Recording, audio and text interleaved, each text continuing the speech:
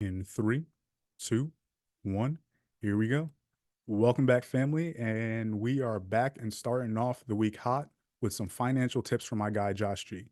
Now, this is somebody who I bring on anytime I have conversations with my clients, people like you guys who go ahead and reach out to me and say, hey, Dikembe, what should I consider with this? Or what should I do with that, right? When it comes to starting our home buying process or the home selling process, there's a lot of financial questions that come with this too, right? When it comes to the mortgage and things you should do around that. So I always want to make sure that I'm consulting with somebody who has another level of expertise, a much deeper understanding of this actual topic instead of just giving you some general information, right? So I'm going to bring you these questions. I'm going to bring your questions to Josh throughout the month and see what kind of answers he has for us so we can take that guidance and move forward, right? So, Josh, thank you for joining us. Awesome. Thank you for having me. Glad to be back. Yep, yep. And Josh, like I was saying before, for people who haven't followed along with the past episodes that we've had, over the past couple of years, give me a quick little introduction, right? Like, why should people listen to you? Oh, absolutely. Well, my name is Josh Giddings. You can see me on Instagram at who is Josh G. My Instagram shows you a lot of who I am, what I do, and what I'm all about. I am a local mortgage banker and also an entrepreneur, very well versed in all areas of finance. So I would say it's more than just a mortgage. It's never been sure in this market. So who you work with matters. You want to work with somebody in the know, such as like myself or Dikembe here. So that's it. That's what I, we I do. love it. Provide I love it. information, provide value.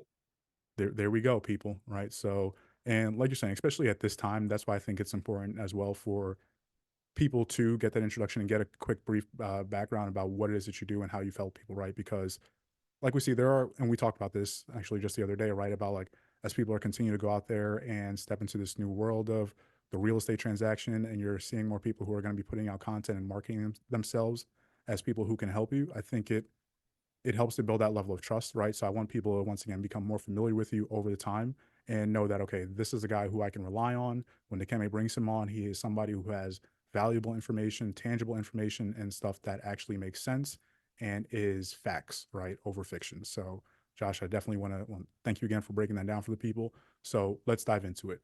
This past about 2 weeks ago now, right? I was talking to one of my clients, and they were asking me about they saw that they saw this little thing on social media, right? They saw a video, and this person was talking about like buying down their interest rate, and they were saying, okay, you can go ahead and do right. They were giving me the general gist of it.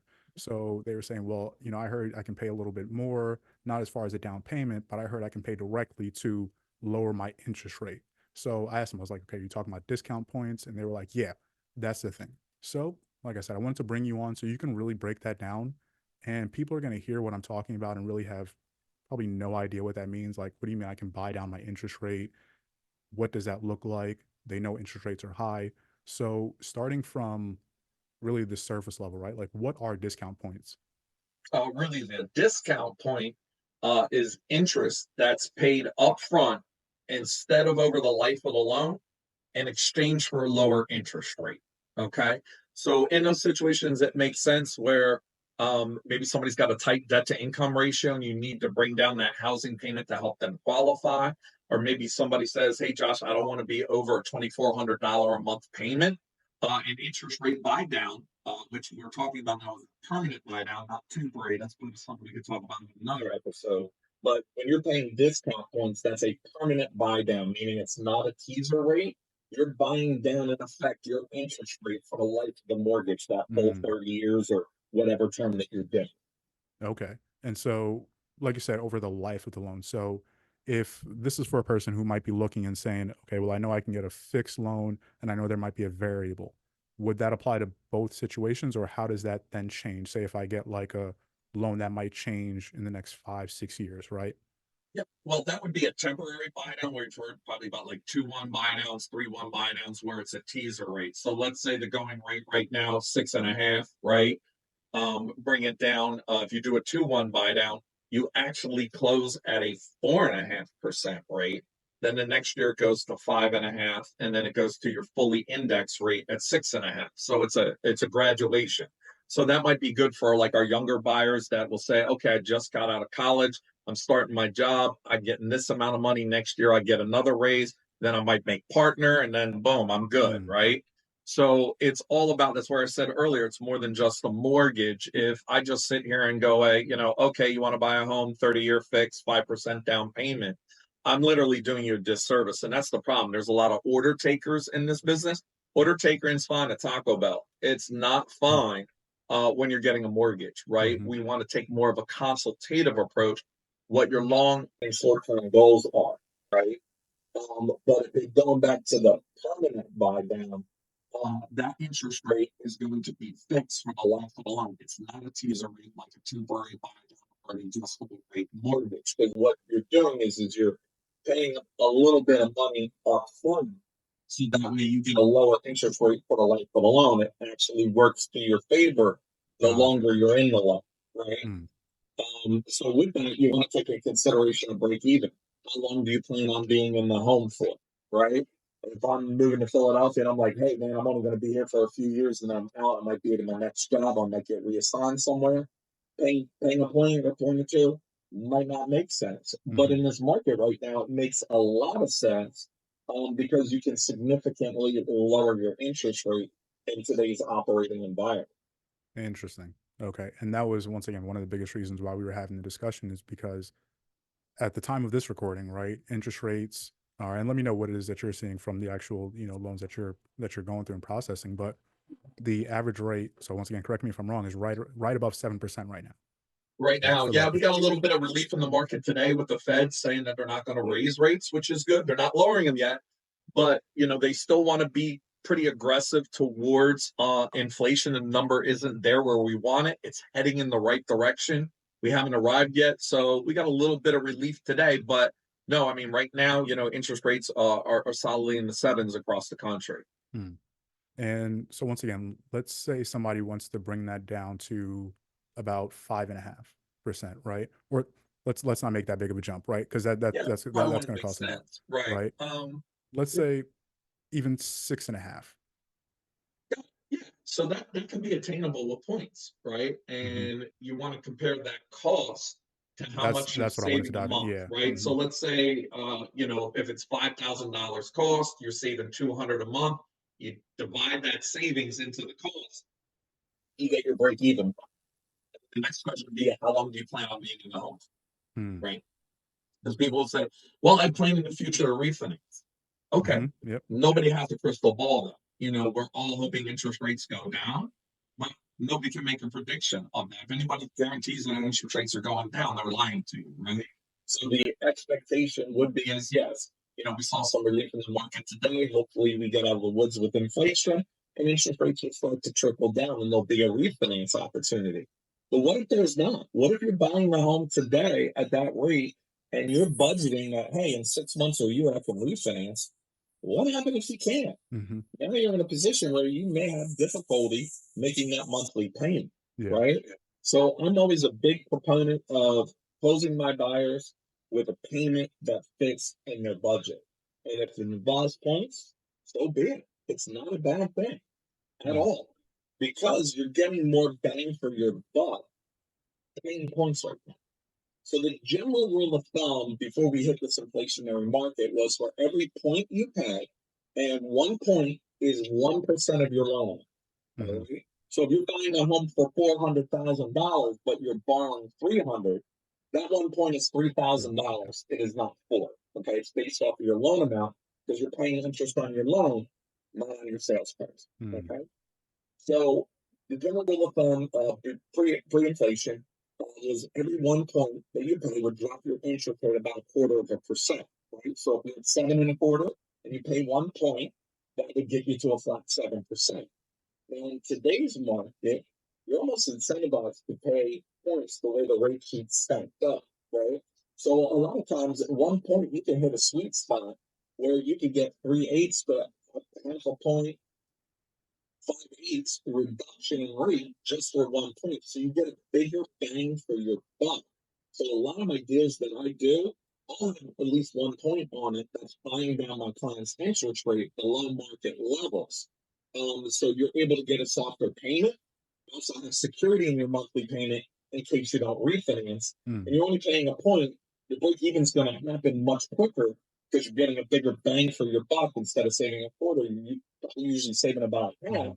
You can recoup that much quicker with your break even, or even if you don't, you're close enough to refinancing. It's a fair enough trade off for that security. And final question about around that before we jump into refinancing. Now, as far as people being able to afford, right, that cost for the discount points and buying down their rate, are you seeing people always come out of their own pocket and buying it, let's say on the buyer side, or are you seeing that also through like seller concessions? What are some ways that they're coming up with that money for to buy down that rate? Absolutely. So rate buy down, yes, it is a cost. So it's either picked up by the buyer or the seller. So if you have extra cash, a lot of times you get more bang for your buck. Instead of putting maybe 5 grand down more for a down payment, that's going to move your payment a little bit. You put 5 grand down to your points, and it moves your payment a lot, right? So again, more bang for your buck. By buying that down for sure. Hmm. And then I'm sorry, what was the second part of the question? I want to make sure I touch both points. Actually, you just covered it there. Just seeing like where they're actually able to, you pull the money from to Oh, cover and the that cost. sellers as well. And Yeah. you can Hmm. also negotiate a seller assist, Hmm. and the seller could pay for it. Hmm. So that's great too. So that way it can help you get into a payment that's affordable because instead of doing a price reduction in negotiating, we'll negotiate for the seller to buy down the interest rate. So if instead of taking 10 grand off the sticker price, right, and going from 350 to 340, right? Let's say you're about 65 bucks a month. What you Hmm. do? But if we do a 10 grand buy now, holy smokes, now I'm saving you several $100 a month. That's Hmm. no extra money for you. The seller, if the price is the same, 340, 340, doesn't matter how that 10 grand comes back to you. So now we're being purposeful instead of just being lazy and negotiating it to be off the sales price. We're being intentional with our negotiation and getting a bigger bang for the buck. Gotcha. Okay.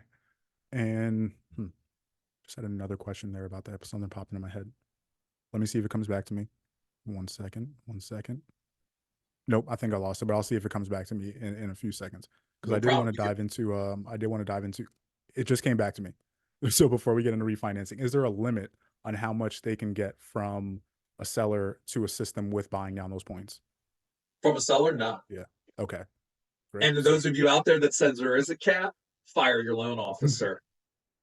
yep. So I wanted to make sure we cover that too, right? Because somebody might be able to say, like, okay, well, if I can negotiate, a high enough amount, is there a max on how much I can put towards doing something like that? No, So, but there's also the law of diminishing returns, right? mhm, So sometimes too much is too much, right? So we want to have a balance for that. So if we have extra cash, a lot of times I'll split it up into doing a rate buy down and then also helping alleviate closing costs, right? As gotcha. well. Hmm. So we really do a balance of it based upon the client's needs, but we'll never go into overkill. You know, Perfect. Okay. it doesn't make sense. Okay. Great. Now we're going to shift things up a little bit here, people. All right. Because the next conversation I was having with somebody who's currently in their home, right? Home has been, they've had the home now in the family for decades, right? And they went ahead and refinanced on the loan a couple of years ago, right? And with that refinance, they went ahead and pulled some money out of the home, and now they're going ahead, and dealing with the repayment side of those things. And that's where the conversation kind of led us was whether or not that was a good decision at the time, right? Whether or not they should have did the like a cash out refinance, right? Where they pulled some of the money that they had in the equity and then just kind of restructure the loan as it is, or if they should have taken out a home equity line of credit, right? Or a HELOC. Should they have just put in that line there and just started pulling from that time over time? Now, that obviously things were different over the past couple of years. Rates were in a very different place, right? That we've never seen them. So I wanted to bring that question to you and see like what are some of the considerations that you take your clients through when you're going through, just that conversation as, hey, like, listen, I know you've been in this home for a couple of years and you want to see what you can do now with the equity you've built up in this home to move on to another either project or maybe your second home or investment. What does that conversation look like for you? Yeah, real easy. So um, needs, wants, desires. I want to know your short term plan and your long term plan, right? So then that way I can start matching financing up to you. But general rule is I'll just run down some basic scenarios that Hmm. will probably cover about 90% of our audience here watching this right now.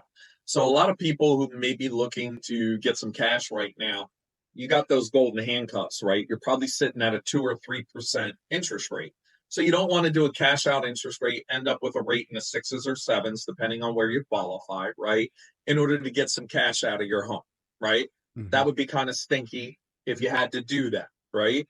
But it also depends what your plan for that money is, right? We'll Hmm. come back to that in a moment, right? So a lot of people will do what's called a home equity line of credit or a second mortgage. And what they do is they sit in second lien position. So you have your first mortgage here for whatever your 300,000, your 3% rate, and then maybe you'll do an equity line at 7, 8, 9% for 100K, right? And you're preserving the main bulk of your financing at that low interest rate. You're tapping into your equity to use that money for exactly what you said, different opportunities, pay down Hmm. debt, whatever. That's an ideal situation, but not everybody's going to be able to qualify for a home equity line of credit, Hmm. right?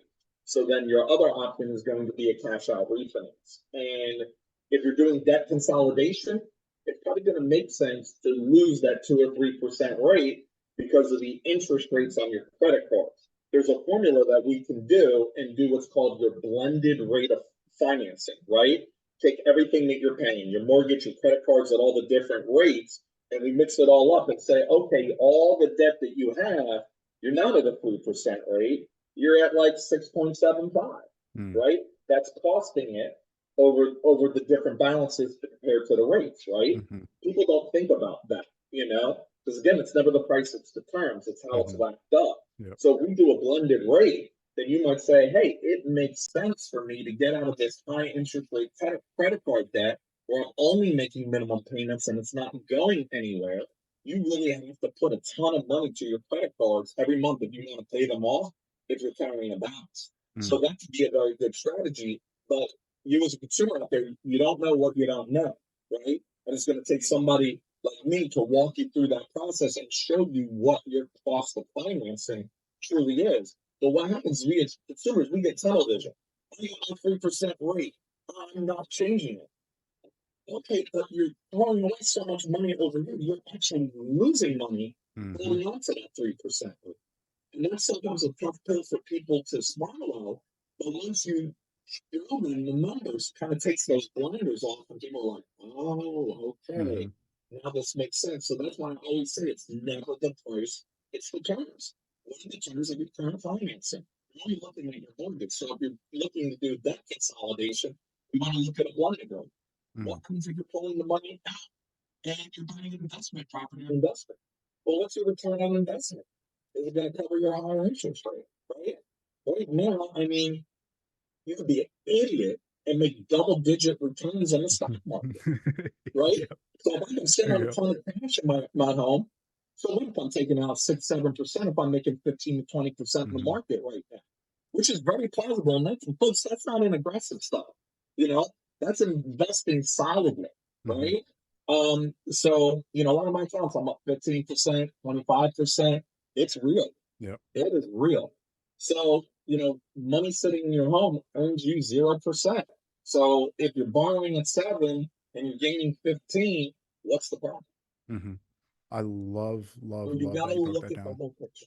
Yeah. I love that breakdown and the way you really how important you made it for people to think about breaking down the numbers within the whole picture, right? Because it took me back to when I was sitting there with clients at the bank and with our investment banker, and we would be looking at their retirement plan, right? And saying, like you're saying, thinking long term, what is it that you're looking to do, not just like right now, but over the next decade, the next 15 years, the next 20 years? What does that look like for you? Because when you start looking at all those numbers and bringing everything together, you start seeing, well, at least back then, right, when we were talking about retirement, how much money are you going to need per year, right? How much money are you really spending per year? Do you have a clear picture of how these things really add up and what, right at that time, we were talking about the rate of return, like you were talking about your investments, right? How much money are you going to need to be pulling from your investments year over year to say, to do those things? And sometimes they would look at the home equity, right, and say like, okay, how much do you have here, right? Save just in case you need to pull this out.